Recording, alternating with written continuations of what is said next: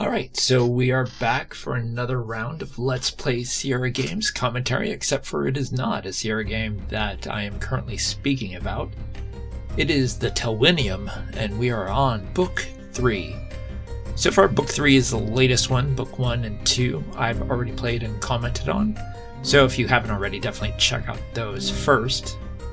So the story for Book 3, which is why you should check out Book 1 and 2 first, or else a lot of this might not make sense. Book 3 starts off with the resurrection of your good friend Wit. So Wit, if you have not watched the first or second one, I'll give a quick summary. Wit is your good friend, and he seems to be your best friend, but it turns out he actually betrays you to a force known as the Shadowfell. But in the end, when the Shadowfell basically say, you know, we're just going to leave you up there to die, Wit says, hey, I agreed to the fact that they would not be harmed. And the Shadowfell are like, well, yeah, you know, pray that we don't alter the plans any further, which is like a line from Star Wars. And Wit says, I can't let you do that. And then they kill Wit. And so apparently your friends bury you and essentially leave your longbow, which is what you're known for, as a grave marker. And as Wit comes back, the reason he comes back, I am sure, is because Penn used the breath energy to resurrect an army of dead. And then Wit didn't raise at the time, but he apparently rose a little bit later. So it'd been after whenever Penn left. And Penn is the main, I would say, the main character of Book 1 and 2. And I do like that the fact that they did use your bow as kind of like your marker, but when you look over to the light, well, now we've stepped south, but when you look up to the light, you say, oh, it looks like someone, oh, and they might have something we're stealing. So even though they kind of buried you and honored you with your bow and marking your grave, kind of seemed like, oh, you know, at the end, you know, Wit definitely had a redemption moment. Wit is still Wit. He's still like, I can steal something. I will say that the one thing about this game that has been my game is that path that exits a little bit over up and to the right. When I was first playing the game, where that light was like straight ahead, I kept just trying to click and walk straight forward, but it wouldn't let me, so you have to kind of walk to the right behind that tree. And that is the one thing in this game, and it's not just this game, it happened a few times in other Sierra games, especially in EchoQuest. I suffered with this a lot. If you watch my playthroughs, oh my god, I called it EchoQuest. In EcoQuest, dear lord, in EcoQuest 1 and 2, if you watch those, I suffered the same thing with not always being able to see where the path is, and sometimes it makes it very difficult. So there's one in EcoQuest 2 where you're climbing a tree, and even though you're trying to climb up north of the tree or keep going higher in the tree, it's not very obvious how to get up there, but it is where you have to go. And that sort of happened with this game too, and the other ones too. There's one where in the first book, I didn't realize there was a path up that leads to a graveyard, this very graveyard where Wit first woke up in order to start triggering some other events. And so we see this band of brigands here. Corbin is the leader. He was the one who was dressed in blue.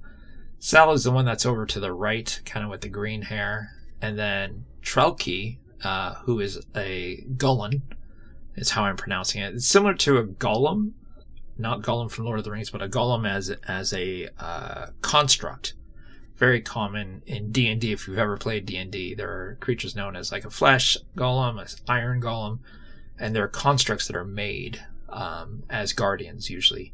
And in this game, they call him a Gullen, G-O-L-E-N, I believe it is. Now, what's interesting, though, is if Trelki is indeed a Gullen, usually throughout Book 1 and Book 2, it is required an Aldor to raise a Gullen.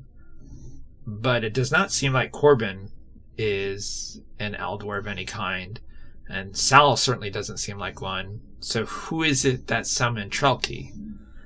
That doesn't get answered in this book, and I'm not even sure if it's really important. But it was just something that I was thinking of, that in Book 1 and Book 2, the Golan in the first book, when the Aldor who raises her is slain, that Golan won't even leave. Like, it says, I'm going to stay here next to my Aldor's side. So it is curious to know who might have raised Trelki. Again, maybe not important to the story at all, but it is certainly not revealed in this chapter of the Telwynium. And it may not even be addressed in the fourth book. It might just not be an important thing. It could be like these brigands somehow stole whatever it is that commands Trelki. Now, this puzzle area had me not trapped. I was struggling with this puzzle area because one of the first things you can do is Trelki has a dagger, which I've already stolen. I don't know if you can hear my Corgi. She still has a cone. I don't know if you watch my other videos, but she had surgery, and so she's sleeping at my feet. So anyway, so I stole the dagger from Trelki, and so I was kind of like just hanging around on this screen thinking, all right, what do I do next? I could not figure out what to do. So, it gives clues that, like, hey, you're not going to really be able to do much until you take care of those lanterns. She is snoring so loud. Until you take care of those lanterns. And so I was trying to knock them over with my bow. I'm trying to, like, throw a dagger at them.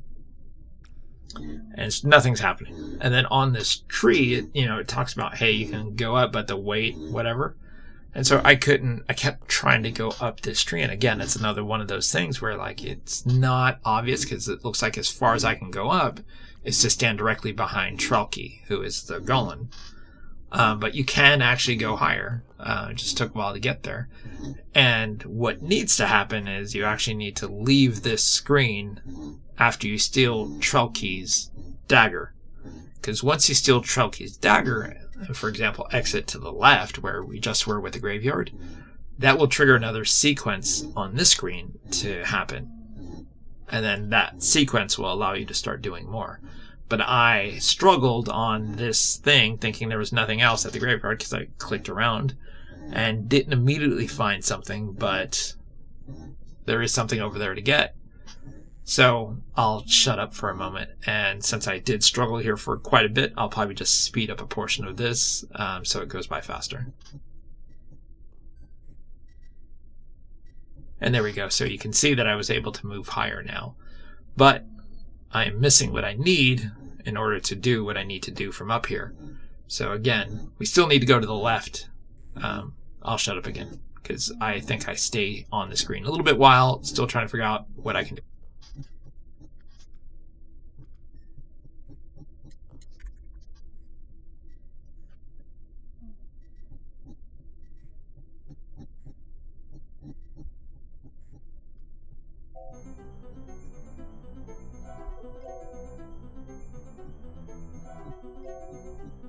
And there we go. We can see that the rope that the others were tied to is still on this graveyard screen, but we need something to try to get that rope.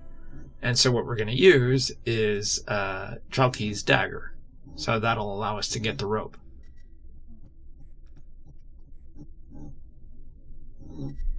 And then when you try to combine the rope with the bow, it kind of gives you a clue that hemp cord is best, flux horsehair, in a pinch.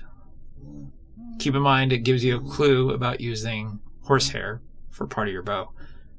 I apparently forget this. Now, as you can see, now that we've come back, because you would have to take the dagger in order to eventually get that rope, so you know that the dagger is stolen to trigger this scene. So once you come back, you can see that Trelki is accusing Sal of having taken her dagger. And Sal's like, well, I didn't take it, so I don't know what you're talking about. And then she's like, I need a drink. So she reaches into her tankard, gets a drink, and basically says, cheers, Muddy. Basically, like a slur towards Trelki, who is a golem. And now if you look next to Trelki, you can see some ooze near, the bottom left-hand corner on that stone, which is coming out of Trelki. So, in hindsight, I can't help but notice it because it's actual movement now, but it does take me a while to actually catch the fact that that is sitting there.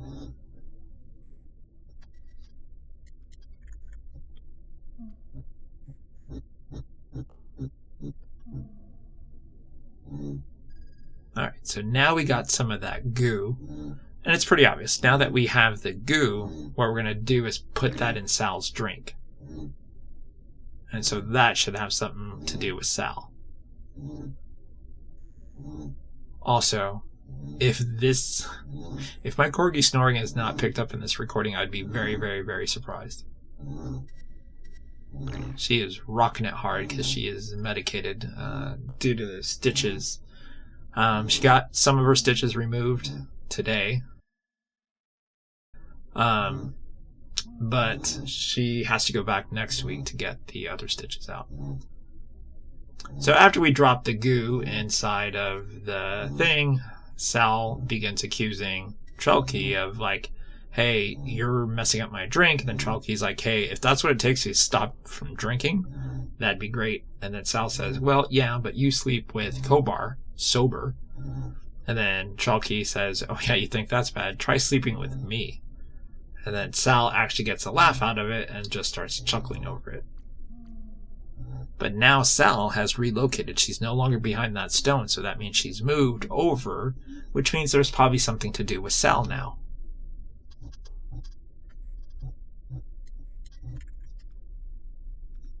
And a side note, I have a rope which I should be tying to the top of that branch, and I swear I keep laughing because my Corgi is so freaking loud. She's literally sleeping at my feet. So we have the rope and we're going to descend down. And even though we descend down, I've already forgotten the stupid clue when I grabbed the rope originally that says, hey, you could use horsehair in a pinch for your bow. So this takes me a while to also recall. So I'll shut up for a moment and kind of maybe speed forward some of this.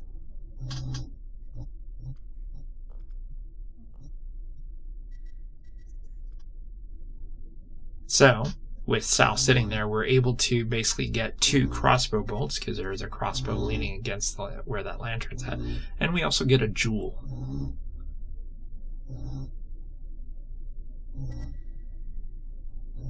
But we're still stuck with the fact that we have not yet figured out how to put the bow together. And I'm over here clicking on the crossbow bolt like I'm just going to throw it at the lantern. Clearly not the answer, but desperation, try anything.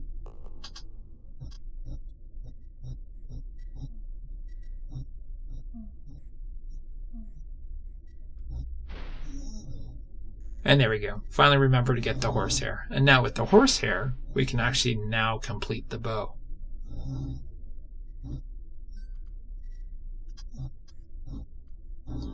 But from down here, we cannot shoot out the lanterns. So now we need to climb back up the tree to basically get up there and do what we need to do. Now it is odd that we're using crossbow bolts to shoot in an arrow. I don't know if that really works because usually crossbow bolt is smaller than what is required to draw a bow back. And I love Wit's smile when he takes out that first lantern. I love those little touches where after he does something he's got this big wide grin. Like, it really adds to his character of that wit and charm of like, look how cunning I am. And then so with both lanterns out, you try to get away. But Corbin is there, and Corbin says, not so fast. And then you are grabbed. And then it says, uh-oh, time to turn on the old wit charm. And that's what we're going to do. We're going to use our wit to get out of this situation. See what I did there? Because his name is Wit. And I said, we're going to use our wit to get out of this. Listen. When I don't have that many views on these videos, these are the kind of jokes you're going to get. So if you want better jokes, go ahead and click share, like, and get me some more views and get me some more subscribers. I am probably going to start shooting for 1,500 subscribers now that I hit the 1,000 mark. So if you want better jokes, shoot for that higher subscriber. And by answering, and I don't know if there is a right sequence of answers. I think it doesn't matter. I think it just presents the dialogue of whichever one you select. But by choosing to be really snarky about it, I'm going to outwit Corbin. Okay, I promise. I think that's the last wit joke I'll throw at you, but see?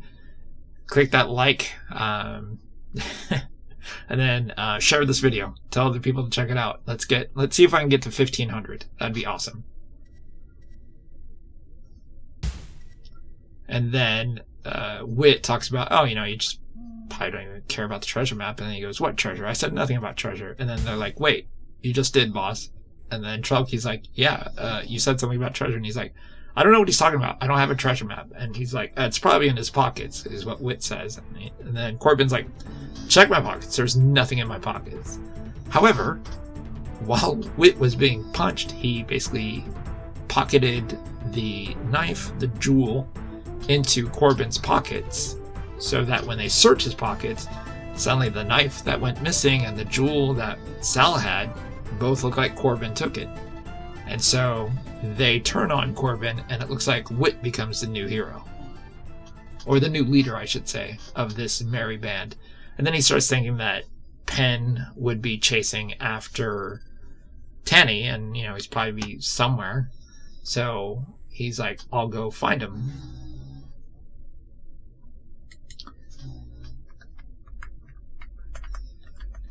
And then we cut back to Gildar ascending as the Summer King.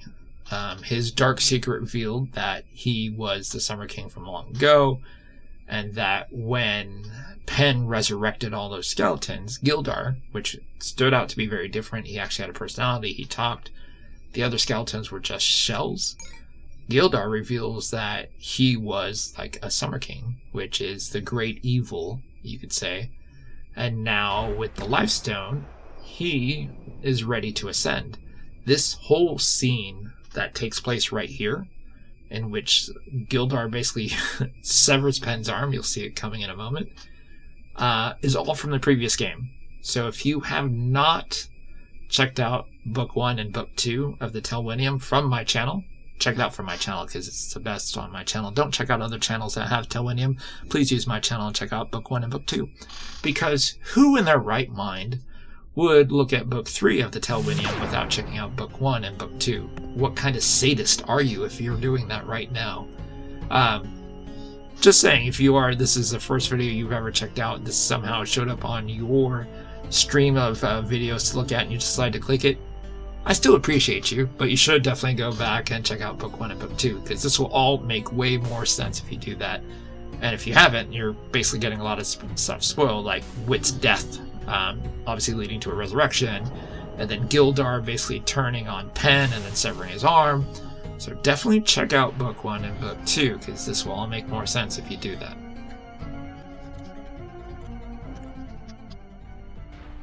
And then we hear Otar basically calling out for Penn, who is just basically regaining consciousness, and Drissa is out there also. Drissa and Althea, I believe, is the other head. So Drissa has two heads, so each head has its own name. It's a really cool little thing that they did. In common lore, I guess that would be very similar to what an Ettin is in D&D. Or that's how I've always pronounced it, Ettin. It's typically a two-headed kind of a giant. And Drissa Alethea is a little bit taller than Penn, so definitely she has a taller posture.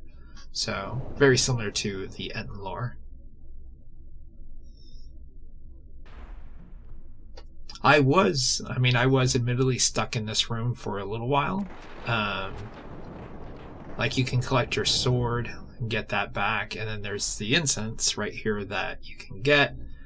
But this room, no pun intended, had me trapped for a little bit. It took me a while to figure out how to start moving forward from this room. So I'll probably kind of be quiet and then speak to it more as I start finding stuff, rather than me randomly clicking and summoning the breath, like, I don't know, 20 times, trying to think, oh, he keeps saying he needs more, I'll just summon it again and then try to put it in the sky. Summon it again, try to put it in the sky. Yeah, so I should say also that you find out that when Penn says, hey, just leave me here to die, your companions tell you, hey, we'd love to, but we can't because the cave collapsed behind us as well, so they're also kind of trapped. So your best bet is to see if you can find a way to get them in here with you, or you out there with them. Let me give you a clue, a spoiler. It's going to be with them in here with you. I will say something that I do really like is the way, you know, now that Penn's arm is severed, the way he's walking around, he's kind of hunched over and clearly wounded. Like, that is such a cool little thing. It's one of the things that I really, really love that they did with this game. There's like so much, these little small details that really, really add to the game. Like, they don't need to make Wit smile when he does that cool first shot on the lantern, but seeing that definitely adds like personality to him. And then later on we'll see Tani, who, again, if you haven't watched book 1 and book 2 on my channel, you should do that. Tani was also Penn's dear, dear friend, and perhaps a little more of a romantic interest that has yet not been truly spoken. We see her later, and she is like basically tapping her foot impatiently and like crossing her arms in front of her chest. So you see these little personality things with the animation that I think adds so much to this game. As a side note, if you're wondering where book 4 is, when I'm going to do book 4, the folks at Powerhoof have not yet released book 4. They're working on another game right now. I want to say it's called The Drift. I'd have to double check now that I'm just speaking freely out of my mind. Nothing I ever do is scripted, but I think it's called The Drift. So they're working on The Drift right now to produce that. And then the gentleman at Powerhoof who responded to me on his site said, hey, after we finish The Drift, then I can start thinking about doing Telwynium Book 4. So I don't know when Book 4 is coming out. I'm hoping it's soon, because I truly, truly, truly enjoyed these games, like, a lot. And I would like to, basically, when they release Book 4, because Book 4 is supposed to be the last one, I would love to do like a compiled video of all 4 of them together. I would probably even, because I don't know when Telwynium Book 4 is coming out, I would probably even just replay them Book 1, 2, 3, and then Book 4, and then record them all together as one big video. I would do 4 separately by itself, but then I'd probably put 1, 2, 3, and 4 all together to basically bookend the whole series. I think that'd be kind of cool. Although that might make for a long video, but having played Book 1, 2, and 3 now, I know how to move through the game and find pathways that are normally very blocked for me from being able to see easily. So I would imagine Book 1, 2, and 3, because Book 3, even my first time playing it in this one, if you watch the non-commentary, it is like 26 minutes. And so it's not very long. So if you average out that, if I take out parts where I'm stuck, like how I am right now in this room, just kind of walking in circles, and just basically move through the game how you're supposed to, Book 1, 2, and 3 would probably be pretty short. And then Book 4, I'd probably play normal, and then upload and comment normal, and then I'd probably replay Book 4 so I can move through it quickly, and then bookmark 1, 2, 3, and 4 together as one big video. I think that would be fun. If you think that would be fun, let me know in the comments if you've got this far into my video. We could even say, if you wanted to pen a comment down below, as in pen as in write, because this character's name is Pen. All right, that one was a reach. I admit that was a pretty bad reach.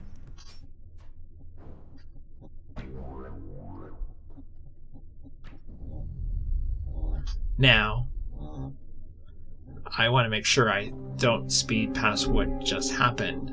That Pen used his sword to sever the dead guy's arm so that Pen could have that arm. And if you look, you can still see it's very skeletal and stuff like that. And then when he summons breath, you can see his hand is open and kind of extended out, and it looks really, really cool. It's like one of the other cool things that I really love about this game, that they are willing to take these kinds of risks, right? Like, you would not find a game normally where the main hero is severing off an arm of a dead guy to use it for himself.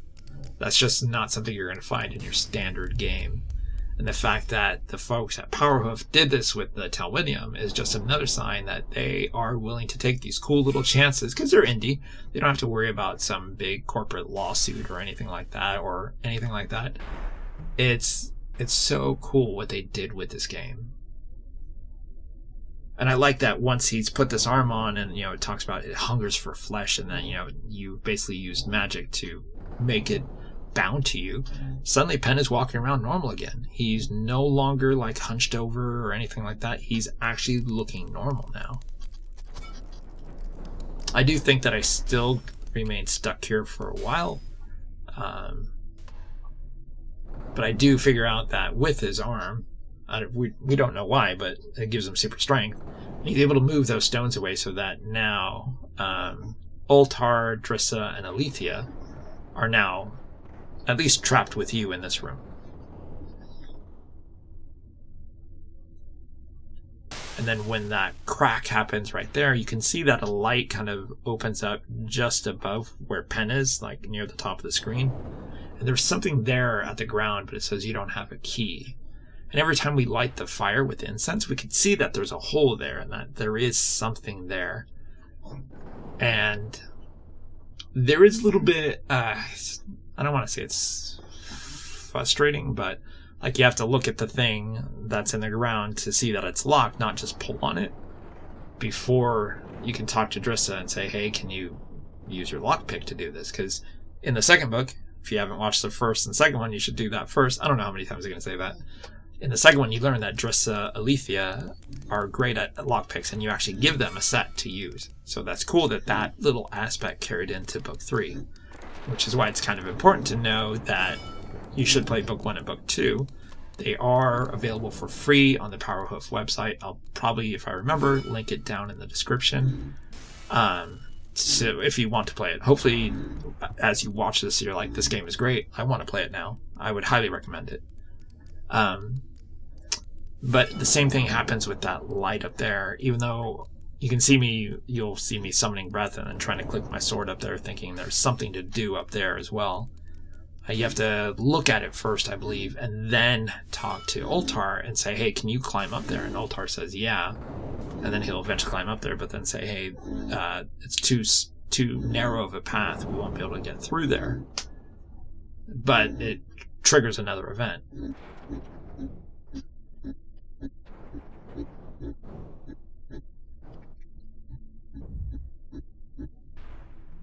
And see, now that we've done that, Drissa will now open it. And with that open, now we can summon another form of breath. There's running water beneath, but the water is running so rapidly that it says you don't want to get trapped under there. So now we have two forms of breath. We have fire and water. And we still need air. Which again, I've already spoiled that. We need to look up at that hole and then talk to Ultar. And see, that's what I mean. You can see me trying to do the breath on the air, thinking, oh, maybe there's something there to summon, or some way to open that more, or something.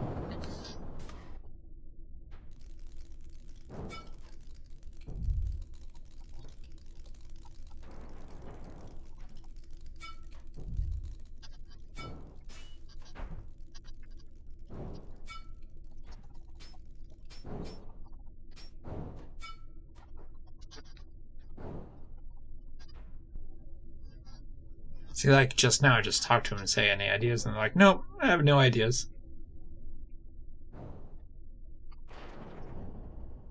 And then they pretty much tell you, hey, this is like serious. Like, if the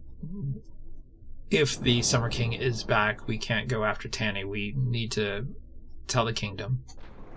And see, now that we've looked at that little hole, it says, there's a little bit of light that filters through here.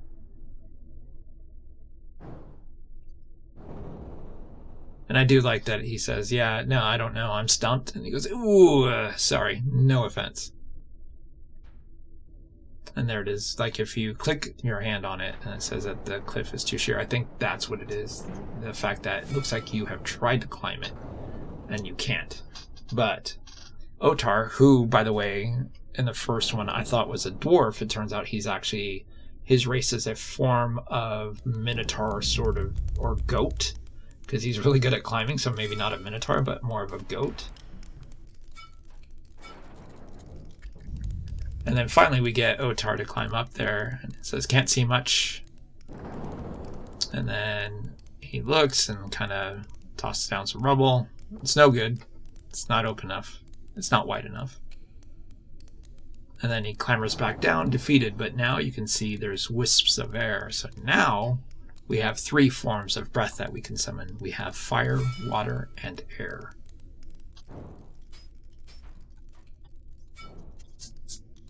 And then now with the 3 breaths, we are able to basically channel it into, I believe his name is Hedgeman.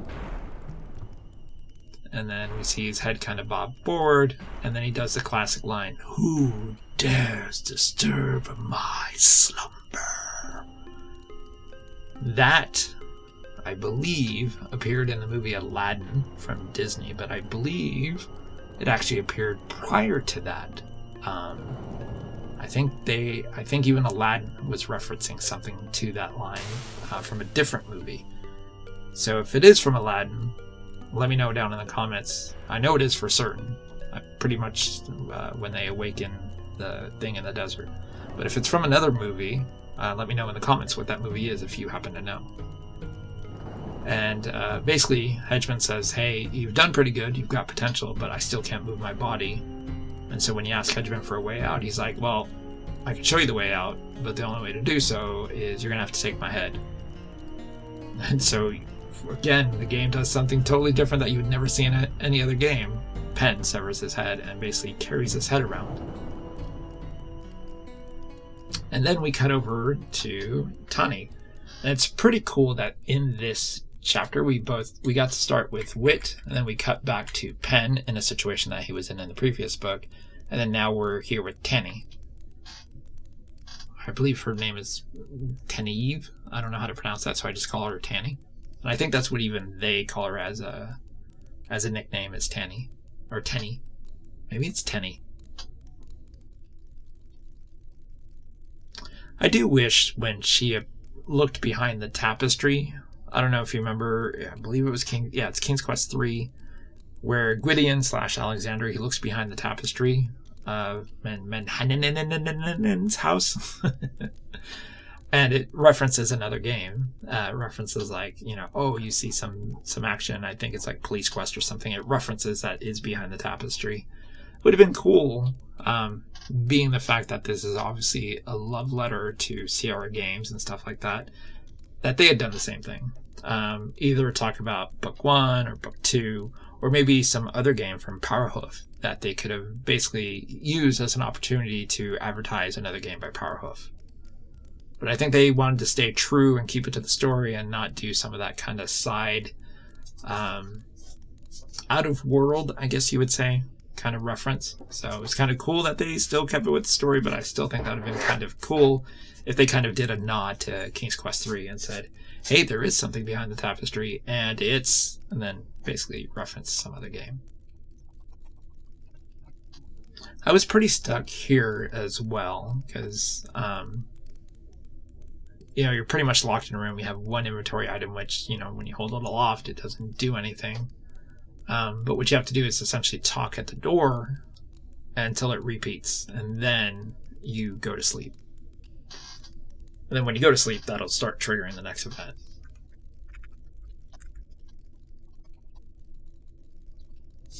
I do like the name of the war that took place between all the Aldors, and the Aldors are all represented by seasons, so like summer, spring, winter, fall.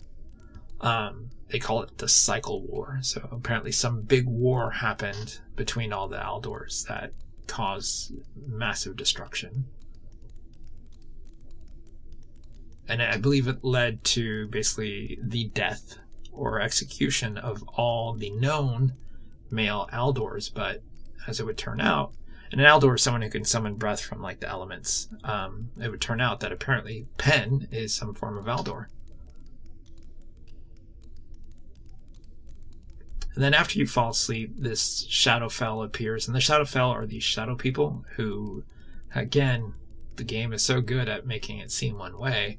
the Shadowfell appear to be evil. They attack this town and they're doing something. But as you play the game, you kind of find out the Shadowfell, they're not evil, like, the worst of the worst. They're trying to survive also, and they're trying to stop a war as well.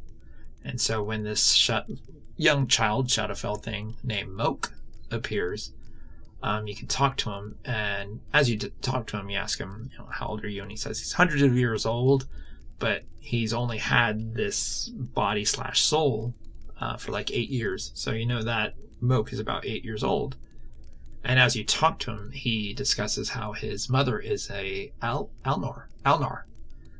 And she is able to basically manipulate the breath, which is the same thing that the Eldors use to basically gain their power. And then Tanny basically thinks, oh, well, that's the person I need to talk to. And then she says, hey, I really need to talk to your mom. Do you think you could send her? And he says, well, what's in it for me?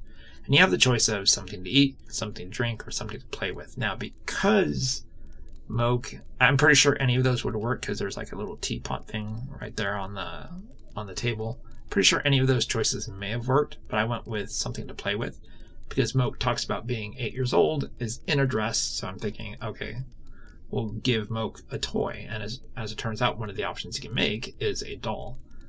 So I tried to get something out of the pillow, like use the pillow, but instead, suddenly now the pillow can move and there's straw there. And then I was thinking use the carpet, for the tassels, but no. It says there's nothing under the carpet, so we'll try the tassels on the tapestry, which is exactly what is required. And then you combine those items together, and Tanny will start to basically build a doll. So I am curious if the food or drink are actually options, because again, there is that drink on there, but Moke might say I'm not interested in that, and then as you make your way down, the only true option is indeed the doll. And says, wait till I show it to Sabra, which probably makes sense why the doll is the only option. And then Tanny says, well, stillness take me, which is, I'm assuming, kind of like saying, well, damn it. And then so she goes back to sleep, and then suddenly the door slams open. And I think the Shadowfell right there, I'm assuming, is Moke's mom. I think she looks really cool, like with the horns and then that outfit, like a really cool look. I really, really like it. But you basically tried to tell this Shadowfell, like, hey, something bad is coming. Like, I can sense it, the Summer King, all this stuff is happening. We need to try to stop this cycle war. And then the Shadowfell says, well, you willingly came with us. And then so Tanny's like, well, then why am I a prisoner? And she's like, well, it's not so much that you're a prisoner. It's more so that, well, you're human and I don't trust you. And here among the Shadowfell, humans are not trusted. They're actually very much hated. So in a way, I don't trust you, but in a way, this is also for your protection. So if you plan to help us, this is both beneficial for me because I don't trust you, but also beneficial for you. So the Shadowfell don't kill you until we figure out kind of what to do. She said right there, I don't trust you. And it's for your safety. And then she mentions the sickness. She says, with the sickness, I don't have time to babysit a human. So you can tell that something is going on with the Shadowfell also. And then Tanny says, well, if you have sickness, I actually know a little bit about healing. I can help you. And the Shadowfell is like, yeah, but you're human, and I don't entirely trust you. And then suddenly outside, there's a sound, and then they call for Alnar, which is the Shadowfell. And they say that there's humans in the town. And then you think, great, finally when you're getting somewhere. And then boom, the door breaks down, and it's none other than Wit, Trelka, and Sal. And she goes, Wit!